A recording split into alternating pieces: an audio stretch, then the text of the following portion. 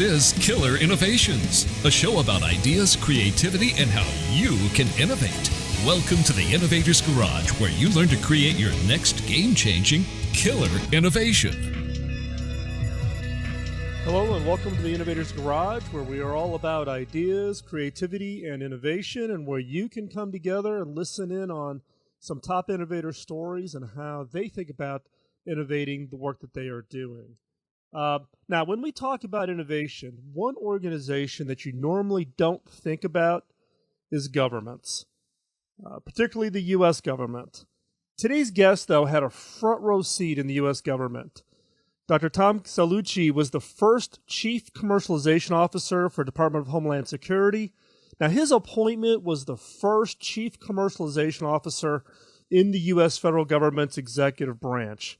Now, in addition, Tom has a long history prior to his work in the government, in private sector. He's very well known in the startup world. He's also a well-known expert in the areas of commercialization in nanotechnology.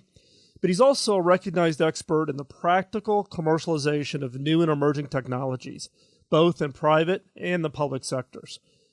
He was appointed as the first director of R&D group at the U.S. Department of Homeland Security, which was a multi-billion-dollar responsibility. He had leadership over about 1,300 people, and actually it was the very first head of an R&D group when you think about the effort of coming up with new technologies, both internally developed but also brought in and partnered with outside parties. So, Tom, welcome to the show. I'm really glad you're able to join us today. Thanks so much, Phil, for having me. It's my pleasure. So, Tom, as I started off, one of the things we don't typically think about is commercialization when it comes to the government. And I know you've kind of got this mental framework about what is invention, what is innovation, and then what is commercialization. So why don't you let's use that as kind of the starting point to lay down the framework for the rest of our conversation today. Oh, sure. That's here, Phil. Yeah, I think you need to categorize different ways that we can invent, apply, and then fully productize technology. So I do like to segment this area into invention, innovation, and commercialization. And I will also like to comment, if I could, Phil, that in my humble opinion, the United States, I believe, is still the leader of invention. But unfortunately, I don't think the United States anymore is the leader in innovation or commercialization. I'll explain why briefly. But invention really is the discovery of a new technology. And the reason why I think the U.S. is still the leader, Phil, is due to the fact that having been a professor for more than 25 years now, I get to teach not only at universities that I've been associated with, but all over the world. And I will tell you anecdotally that most countries still send their very best students to the United States university system for education. So I believe that invention is still led by the United States. We have probably the best professors and researchers in the world. However, in the area of innovation, which I define as the first application of technology to solve problems, I believe for many, many years the U.S. was a leader, but I think this has been taken over by countries like Germany. Japan had been a leader for quite some time in the auto industry, for example. But I also believe today that countries like China and India are leaders in the first application of technology. And finally, commercialization. And I broadly define commercialization as the development or recognition of a market and the design and deployment of products, services, or capabilities to meet the demands or needs of those markets. And I think it was a critical thing missing in government, and that's why when given the opportunity to be the first Chief Commercialization Officer, working directly for both President George W. Bush and being honored to be asked by President Obama to stay on at the White House and the U.S. Department of Homeland Security, it gave us an opportunity to make what I hope will be a lasting impression. But commercialization is where the rubber meets the pavement, so to speak. This is where you take technology and apply it rigorously to meet the unmet needs, wants of a given market. And when you think about it, when I went to government, I went really with a simple hypothesis that the private sector would be ready, willing, and able to help the U.S. government if the U.S. government gave it two things, neither of which were money, Phil. The money would come later. First would be detailed operational requirements. Government, as we all know, and I can say it because I was a govie, are not the best communicators. But if you want to solve problems, you need to be able to communicate those problems in the form of a requirement, document, statement, etc. So that was one thing. Government needed to give the private sector detailed operational requirements. That is, define the problem. Not define solutions, but define the problem, because there could be many solutions to a problem, as we know from experience. The second thing the government needed to do, which it never thinks of itself as a strong market, yet when you think about it, they leverage a huge amount of market potential. And that's why, for example, in some of the consulting I've done in the past, I get paid sizable retainers to help businesses from all around the world access in a legal, ethical way these huge markets within the U.S. Government and military. And the idea was that government needed to explain, not promise, but just show where certain solutions could be used. And if done properly, which I believe we did early on when we came to the government, we showed that the potential available markets were huge. And I will tell you that the hypothesis proved out very quickly. And I was very, very fortunate. People ask me all the time, Tom, it must have been really frustrating to come from the private sector after selling my fourth company. What was it like? And I tell people all the time, it didn't matter if one president was in the Democrat Party or the other in the Republican. They not only supported what I did, they embraced it. The same with secretaries. I got the pleasure to work with Secretary Napolitano, Secretary Michael Chertoff. They didn't support what we were doing. They embraced it. Because people recognize today, and you do on your show, that it's not only about executing, it's the speed of execution. And I used to say to the secretaries of Homeland Security, where would the speed of execution be more important than protecting our people and secondarily our assets, our critical infrastructure? So it was a great experience. It wasn't without frustration. I will tell you that the only real frustrations I saw were what people would typically see trying to be a change agent. And it wasn't working at the highest levels of government or at the secretary levels. It's like losing weight, Phil. The hardest part is the middle. And we were finally able to do it with the team we had. But very often I'd get someone who worked in government 26, 28 years, and they would say to me, Tommy, why are you trying to take my job away using the resources of the private sector? I said, we're not trying to take your job away. You will never have the amount of budget or resources you need in the mission space of a Homeland Security, for example. Do those things you can using the private sector, and for the one-off custom systems or tools you need, that's when you need to pay the private sector. For example, think about, for example, a handheld chemical detector. Why should the government go through the early stages of developing something like that when the market would be huge? Not only would Customs Border Protection agents use it, Secret Service agents use it, but cops could use it, firefighters can use it, Coast Guard could use it, the military could use it. And what we started doing is defining the detailed operational requirements in an open and forthright way and offering a conservative estimate of the potential available market.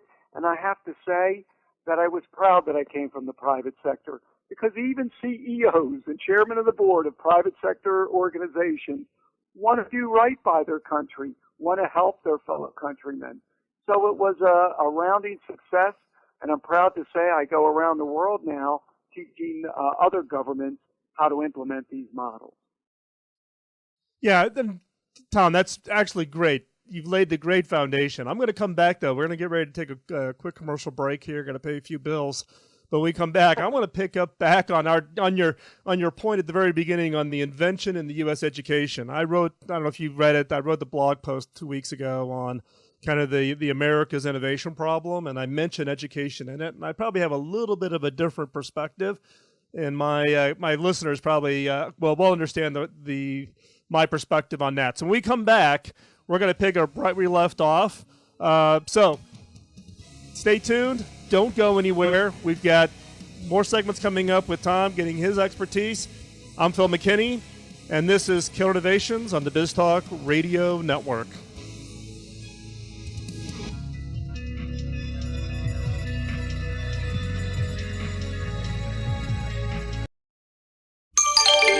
BizTalk Radio.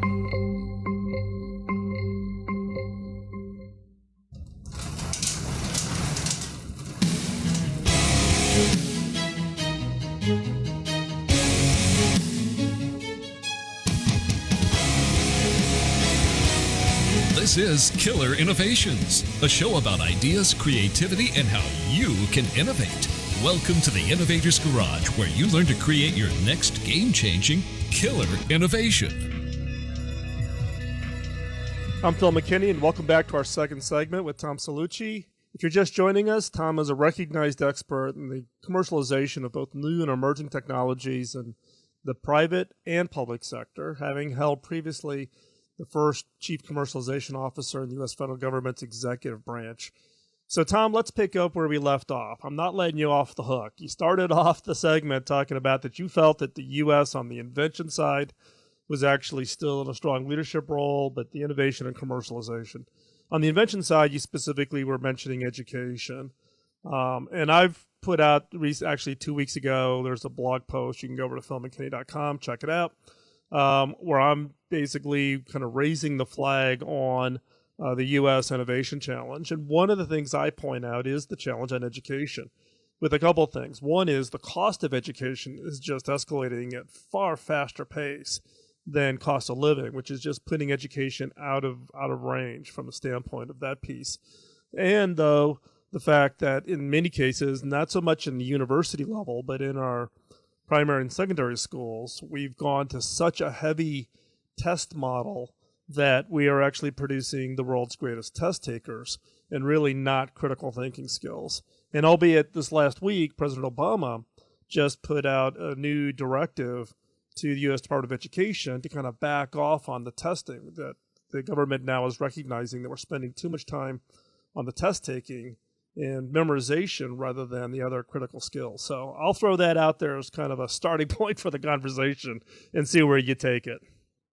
And I think you're going to find, Phil, that we're in violent agreement. And I have to, in terms of full and open disclosure, let you know that someone more famous than me, a member of my family, Paul Cellucci, was the governor of Massachusetts. In fact, Governor Cellucci, who unfortunately died 2 years ago from ALS at a relatively young age, was actually the first governor given credit to do testing. So I can say with a fair amount of authority that Paul himself, while he was very proud, he was a real believer like me in metrics. He never would have wanted testing to get to the point where it is today. And I totally agree with you, Phil, that we are training more and more, particularly in the younger grades, having many children myself and now 3 grandchildren, that we are training people to take tests. And that was never the motivation or the point for Governor Cellucci starting in Massachusetts, having kids take tests. But unfortunately, that's what it's morphed into. And I applaud what President Obama and others are doing, like yourself, because that was never the intention. I think, so often in life, in business, we can go overboard on things. And I think the pendulum has swung too far. The reason for my comment about leading, so I do agree with you, particularly with young people. I wholeheartedly agree with you in terms of the cost of education. I'm someone that spends a lot of time talking about STEM, science, technology, engineering, mathematics, being a volunteer judge for high schoolers and even grammar school kids. It's very, very critical. And in the university systems today, unfortunately, these have very much become businesses, and it's out of reach. And I do agree with President Obama that college should be something within everyone's reach. I was very fortunate. I grew up with wonderful parents who loved us, but didn't have a lot of money. If it weren't for the scholarships that I was able to get for my undergraduate as well as graduate school and my MBA, I never would have been able to obtain those degrees. Where I talk about being and where I see a lot of invention with the government is I will tell you a true story. President Obama had gone to a meeting with what's called the NEC, and I promise not to use too many acronyms, but that's the National Economic Council. And he came and he said, I don't get it.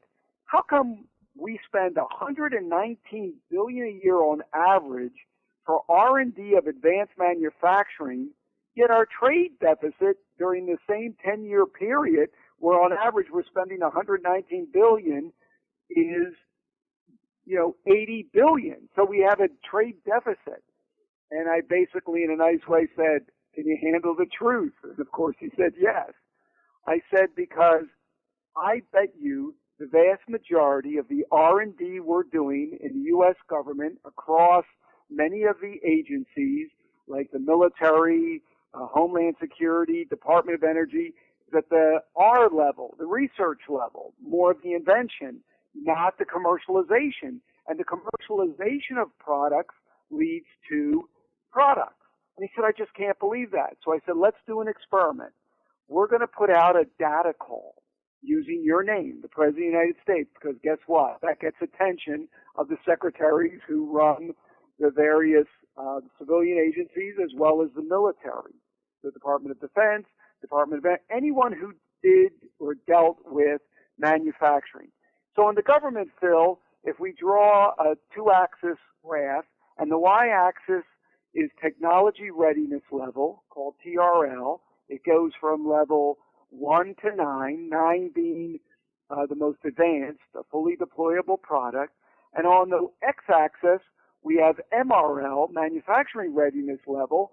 That goes from 1, which is it's not manufacturable, or it hasn't been developed yet, all the way to MRL level 10, and we make a quad in that graph.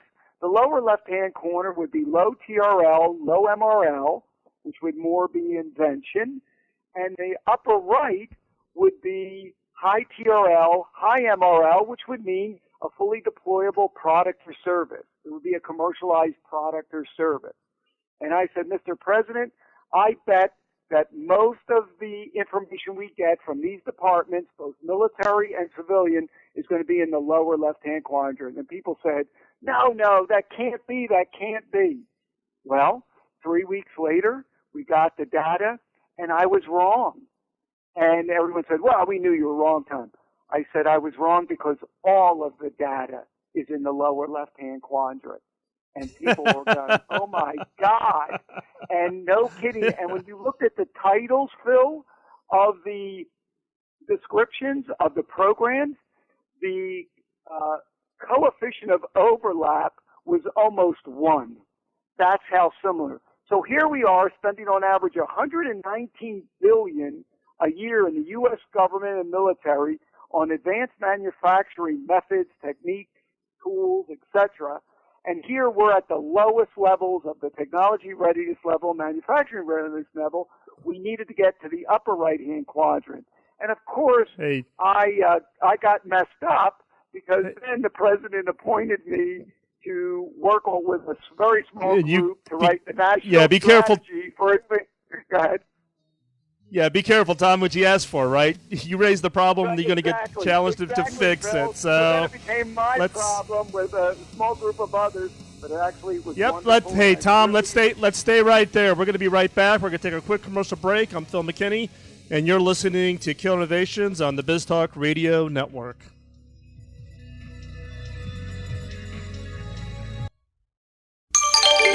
BizTalk Radio.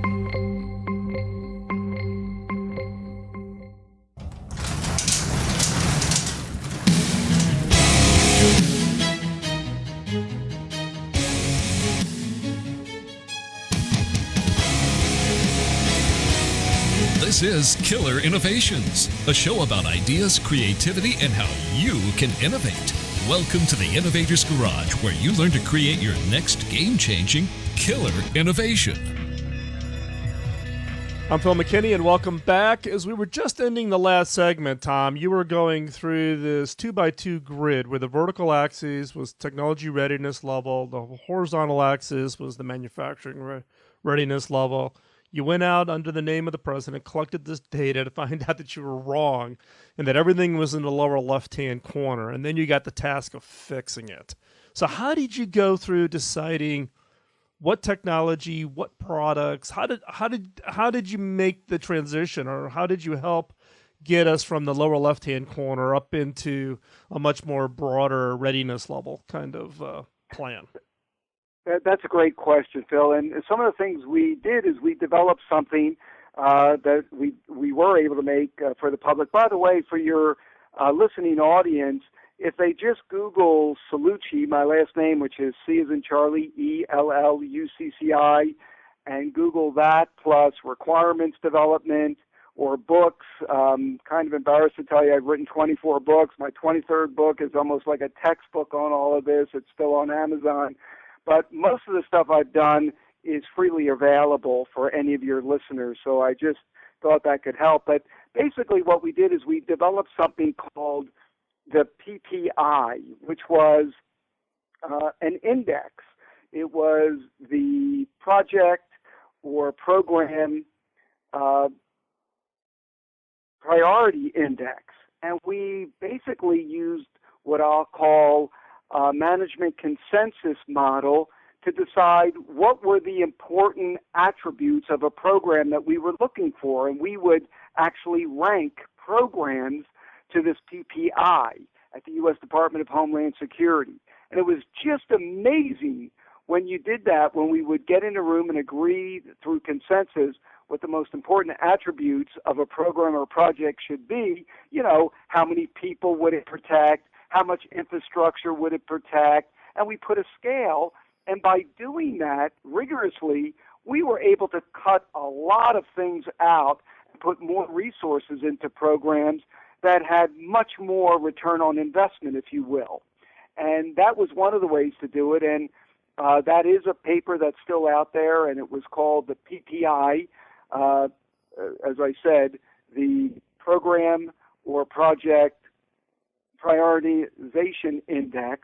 And that was one way of doing it. And the president had myself with a small group write the National Strategy for Advanced Manufacturing. I was very honored with the other members of our small team that the president on 2 or maybe 3 State of the Unions talked about advanced manufacturing. And I was very proud to be part of that team, not being a political. I didn't want to be all the way out there, but the last time I checked on the White House website, that strategy document is still out there.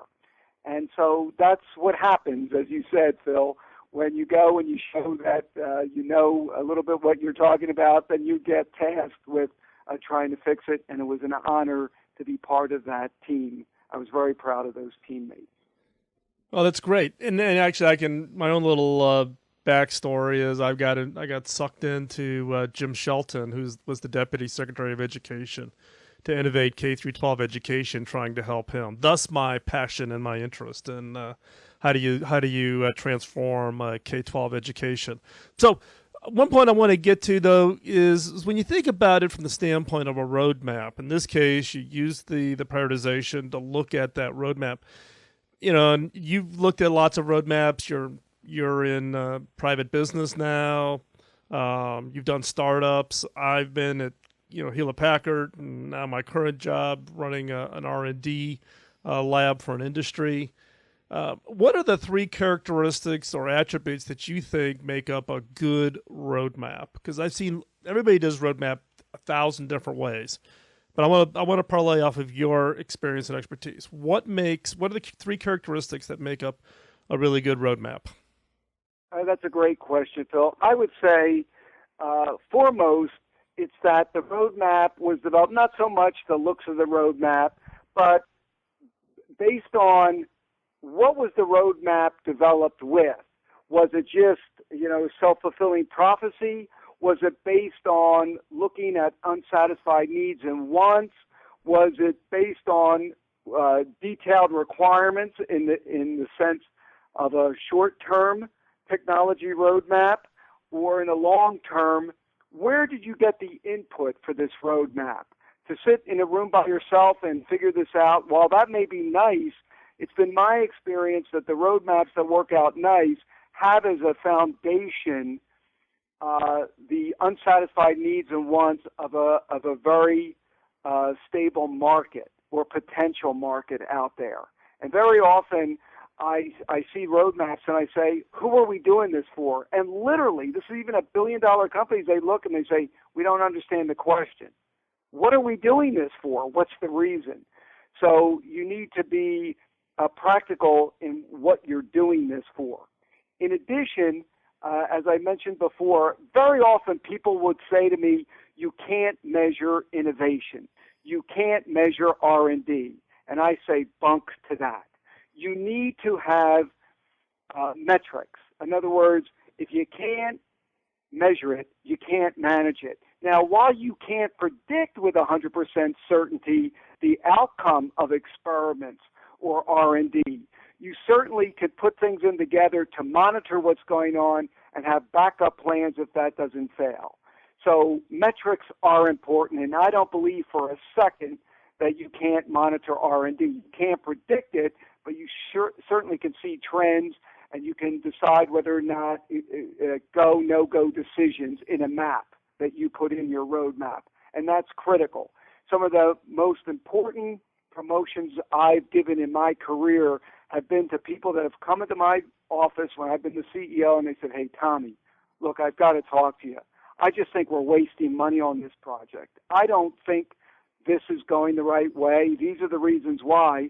Lo and behold, I'll go into a staff meeting, talk at the VP levels to people and say, look, let's just be open here. Should we be continuing to do to find out that no one really believes? And that's what metrics allows you to do, and regularly meeting about it. So this idea, and that helps the speed of execution. So metrics, having a basis, particularly based in detailed requirements. If you can't get detailed requirements, you could do what I call a 5W, where W stands for who, what, where, why, and when. So at least understand how this would be of value. And the third thing is to make sure to have a culture where it's okay to make mistakes. As I tell younger people all the time, show me a person that makes a mistake, and I'll show you someone doing something. And I think the culture of letting people experiment, try things. You're not going to bankrupt the firm or the company or the organization. Try things. Don't be afraid. And that's something that was very hard culturally to get across in the government, because it's a different risk tolerance, as you can imagine, in the government versus the private sector. So in the groups that I managed, they didn't believe it at first, but it only took them about a week at one of my first pizza lunches to figure out this guy's for real. He wants you to try things. If it doesn't work, so what? Try something else, Yeah, and I think that's an important part. It's one of those things that a lot of organizations struggle from. So as we come up on the end of this segment, Tom, if people want to follow what you're doing, how can they find you? Well, you on Twitter? Are you on Facebook? Yes, I'm on Facebook. I'm on LinkedIn. I think the last time I checked LinkedIn, I'm pushing 21,000. They could just look up Thomas Cellucci, Cellucci. If anyone wants to write to me, they're more than welcome. I'm very proud to lead an organization, cyber security firm. It's basically a platform, a publicly traded company. They can write to me at tom.cellucci@ecryptinc.com. That's ECRYPTINC.com. So tom.cellucci@ecryptinc.com. Or just Google me. And just when you Google Cellucci, either put requirements development, advanced manufacturing. They'll see plenty of links. Perfect. Thank you, Tom. I'll also put all those links into the show notes, so you can go over to killerinnovations.com and click there. For listeners of this show, we're going to make available a free 2-hour course that I've got out there up on Amazon, but we're going to make it available for free on creating killer innovations. Just text the word innovate to 33444. If you're outside the U.S., send an email to innovate@killerinnovations.com. When we come back, I've got a killer question that's really going to challenge you. I'm Phil McKinney, and this is Killer Innovations on the BizTalk Radio Network.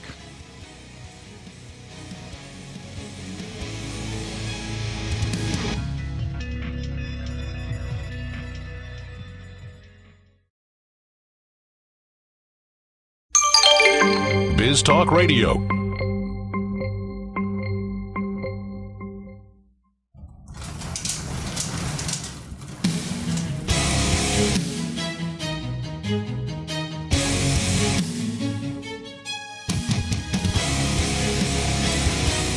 This is Killer Innovations, a show about ideas, creativity, and how you can innovate. Welcome to the Innovator's Garage, where you learn to create your next game-changing killer innovation. So, are you ready to exercise your creative muscle this week? So, what is this week's killer question? The question is what are we throwing away because we assume it has no value? What are we throwing away because we assume it has no value? Now, my wife is famous for being a little frugal. That's actually the understatement of the century. I think it comes back to the fact that when we first got married, we lived in an apartment in Evansville, Indiana. And yes, it was actually in a condemned building, and we were paying $50 a month. So starting off, she's been frugal right from the beginning, and she's never broken that habit. But she's so frugal, she once routed myself and my son Logan from Las Vegas to Phoenix to LA and finally to San Jose, because she could save $20 each over the nonstop fare. So what became an hour and 15-minute flight if I'd gone straight from Las Vegas to San Jose turned into a 6-hour odyssey. Kind of nuts, right? But if I'm honest, I have the same mindset in one respect. I'm determined to squeeze everything I can out of any idea or opportunity that's available to me.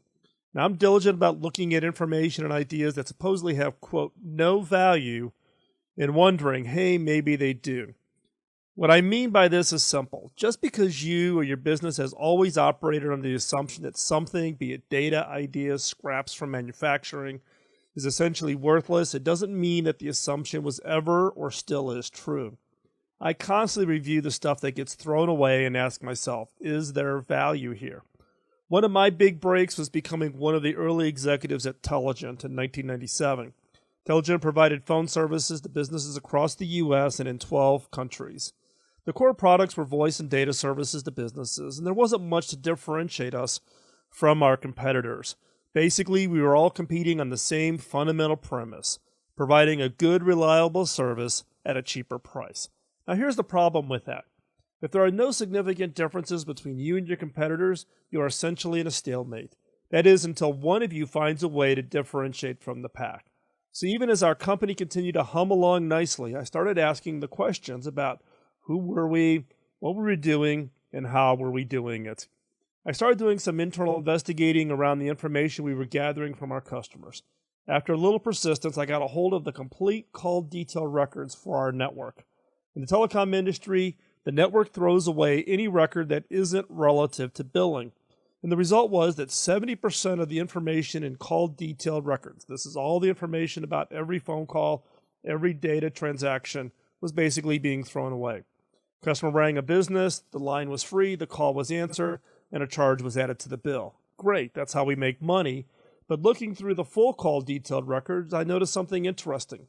The logs showed not only the calls that succeeded, but also the calls that failed. For each business, there were pages and pages of incoming calls that were not completed, usually because the line was busy or the calls were coming before or after business hours. This was information that was thrown away. We didn't bill for failed calls, so there was no need to document them or supply the information. But think about it. Surely knowing that a potential customer tried and failed to make contact with you is valuable information. Furthermore, isn't it the kind of information you would gladly pay for? As soon as I saw the connection between worthless information and our customers' needs, I got up, walked over to our CEO, Alex Mandel's office, and pitched him on a completely new kind of service that we eventually launched, calling it Imagine. Imagine was a game-changing concept that allowed us to take leadership role in the market. For a monthly fee, we offered our customers detailed breakdowns of all the incoming calls that failed to get through, as well as additional services like instantaneous email notifications of each missed call. We supplied the names and the addresses of each incoming call so a business owner could then send out a coupon to every caller the next day. Sounds simple. But think about the small or medium-sized business owner whose margins depend on making every single sale. If that new customer doesn't get through to you, they're simply going to ring the next number in the phone book. They are no loyalty to you and your lost sale and a potential long-term customer. But if you get an instant notification of that call and can ring right back, you've got a fighting chance. You're still in the game. Our customers loved Imagine. Now remember, this is 1997. 97, right? By giving them the edge in their own businesses, we submitted their loyalty to ours. And by taking something that we had historically thought had no value and creating something that turned into a game changer. Now, look more closely at your own operations and stop worrying about the assets or attributes that you think you don't have. Instead, try turning inward and focusing on the question, what attributes do I not realize I have? Our competitors had the exact same logs and information as we did, yet they didn't recognize the value. And we saw this information had worth, and we used it to cobble them together. Now, do you think that's a dumb idea? Look, zoos are doing it today. They take the manure from their animals, and they used to pay people to haul them away. Now they put them into buckets, and guests to the zoo pay money for the manure that they used to have to pay to have it hauled away. So the sparking points or the things to consider for this week is, what information do you collect that never gets used? Are there byproducts of your businesses that you're paying contractors to haul away? How could you flip it around and find a way to get them to pay you for it, this byproduct? And can you use the scrap from your products to create new products that your customers need? So get your idea notebook out and exercise that creative muscle. Just set aside 10 minutes a day, not much time, and go ahead and do it. You learn through practice, and here's your chance. To stay up on everything going on here at Killer Innovations, text the word innovate to 33444, or if you're outside the U.S., send an email to innovate@killerinnovations.com, or just go over and visit killerinnovations.com, and you can subscribe to the newsletters. That'll also keep you up to date on all the activities we've got going on and new books coming out.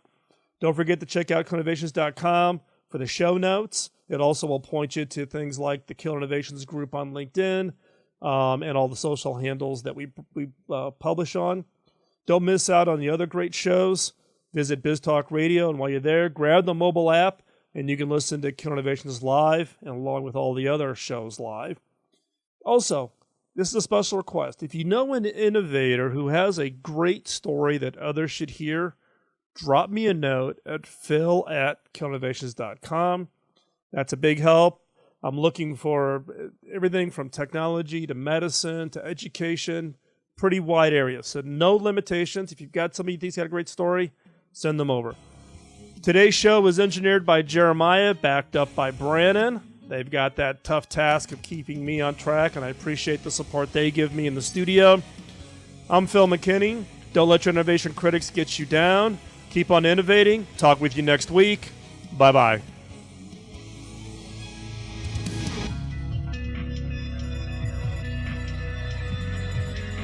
The opinions you hear on Biz Talk Radio are those of the hosts, callers, and guests, and do not necessarily reflect those of this station, Biz Talk Radio, its management, or advertisers. The information on Biz Talk Radio does not constitute a recommendation, offer, or solicitation to buy or sell any product or service. If you have any questions about Biz Talk Radio, contact us at 817-274-1609 or at biztalkradio.com. Biz Talk Radio.